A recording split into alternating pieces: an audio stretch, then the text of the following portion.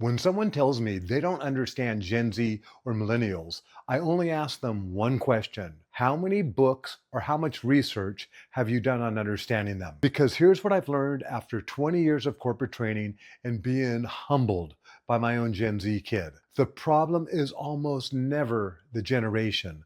The problem is the leader who never took the time to study who they were leading. In this video, I am going to give you 7 leadership traits to effectively lead Gen Z and millennials. Now, before I give you these 7 traits, I want to be upfront with you. What you're about to hear are generalizations. Every person is an individual, but generalizations exist because patterns are real. And if you lead a team with millennials and Gen Z on it right now, these patterns are probably showing up whether you've named them or not. These 7 traits will change the way you lead the 2 most misunderstood generations in today's workforce. And I'll warn you, one of them is going to be uncomfortable. Now stay with me, because the managers who get this right don't just keep their teams, they build something that most leaders never do. Trait number 1, study your demographic.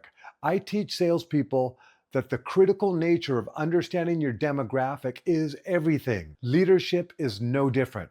Every generation gets shaped during their formative years by cultural and economic conditions. Cassette players, CDs, MTV, iTunes, Spotify, the internet, AI, each one programs a generation differently. For millennials, hard work plus a degree was supposed to equal reward. For many, it didn't, and that built distrust. For Gen Z, never knew a world without the internet. They grew up through a pandemic, financial crisis, and AI disruption. Neither is broken. Both are a product of what they lived through. Name one book or video that you've read or watched about these generations. Because if you haven't watched one or read one, that is officially your homework. Trait number 2, master emotional regulation. Here is the uncomfortable one that I promised you. I thought that I had mastered my emotions until I had a Gen Z kid, and I recognized that I hadn't mastered anything. What felt like disrespect was actually fear, theirs. Oftentimes when a person is angry, they're really afraid. The anger is like a shield to protect them. The same is true with Gen Z. Their confidence is often a front. They are not difficult, they are scared. Millennials internalize, they go quiet before they go loud. Gen Z externalizes. Some people call them boundary warriors, quite possibly an overcorrection for the generations that came before them, but it comes from a real place. Both need a regulated leader who understands them rather than judges them. You do not need a therapy degree. You just need enough self-awareness to not take it personally. Trait number 3, connect before you influence. Without connection, there is no influence. They do not follow titles, they follow people they feel seen by. The new leader keeps the spotlight on their people because they are the star. Millennials respond to mentorship, show them the path forward. Gen Z responds to authenticity. They want to know how much you care, not how much you know. Check in before you check on them. That sequence changes everything. Trait number 4, create safety. People do their best work when they are not afraid. Psychological safety is not softness. It is a strategy. Millennials need job security. They wonder, is there a future for me here? Gen Z needs emotional safety. Can I be myself without being judged? 2 different fears, 1 solution.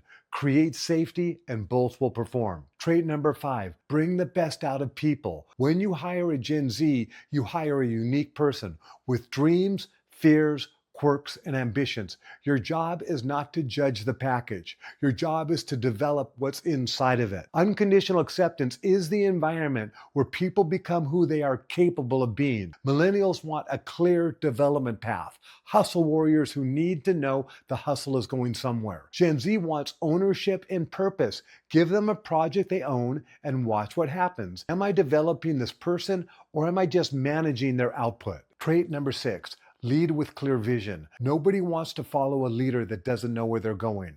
Millennials want a sense of purpose, something that moves them. They want to work towards something greater than a paycheck.